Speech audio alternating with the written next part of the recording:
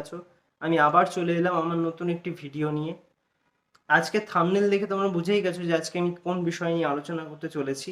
তো আর বেশি দেরি না করে আমি ভিডিওতেই সরাসরি চলে যাব। তো ওই ভিডিওতে যাওয়ার আগে একটি কথাই তোমাদের উদ্দেশ্যে বলার, সেটা হচ্ছে যারা যারা আমার এই ভিডিওগুলো দেখবে বা দেখছো তারা প্লিজ সাবস্ক্রাইব করবে, লাইক করবে এবং শেয়ার করবে, এবং অবশ্যই সাবস্ক্রাইব করবে, কারণ যাতে পরবর্তী ভিডিওগুলো তোমরা নোটিফিকেশনগুলো সঙ্গে সঙ্গে পেয়ে যাও।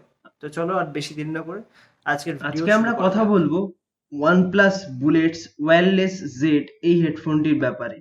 এই হেডফোনটিতে তোমরা পেয়ে যাবে ম্যাগনেটিক কন্ট্রোল, এছাড়াও রয়েছে এর ডিস্টেন্স যেটা কভার করে তা প্রায় 10 মিটার অর্থাৎ 33 ফিট।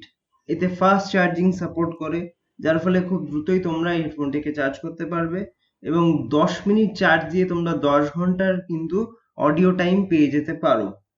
যারা খুব বেশি হেডফোন ইউজ করো তাদের ক্ষেত্রে ফুল চার্জে এই হেডফোনটি প্রায় একদিন, এবং যারা সারাদিনে 2-3 ঘন্টা হেডফোন ইউজ করে থাকো গান শোনার জন্য বা অন্য কোনো কাজের জন্য, তাদের ক্ষেত্রে মোটামুটি 2 দিন কিন্তু এই হেডফোনটি চলেই যাবে।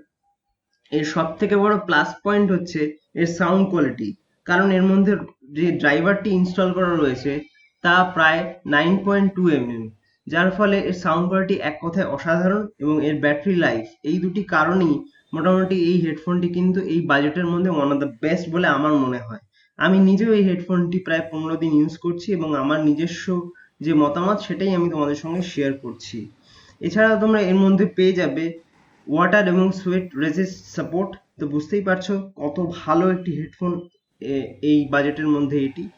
তো যদি তোমরা কেউ ইন্টারেস্ট থাকো তাহলে প্রায় 1799 টাকায় এই হেডফোনটি কিন্তু অ্যামাজনে অ্যাভেলেবেল আছে, তোমরা চেক করে দেখতে পারো। জাস্ট এইটুকুই আমি আজকে ইনফরমেশন দেওয়ার জন্য এই ভিডিওটি বানিয়েছিলাম। যদি ভিডিওটি কারোর ভালো লেগে থাকে তো আমার চ্যানেলটি প্লিজ সাবস্ক্রাইব করো, লাইক করো এবং শেয়ার করো এবং পাশে থেকো। পরবর্তী ভিডিওতে আবার তোমাদের সঙ্গে আমার আবার দেখা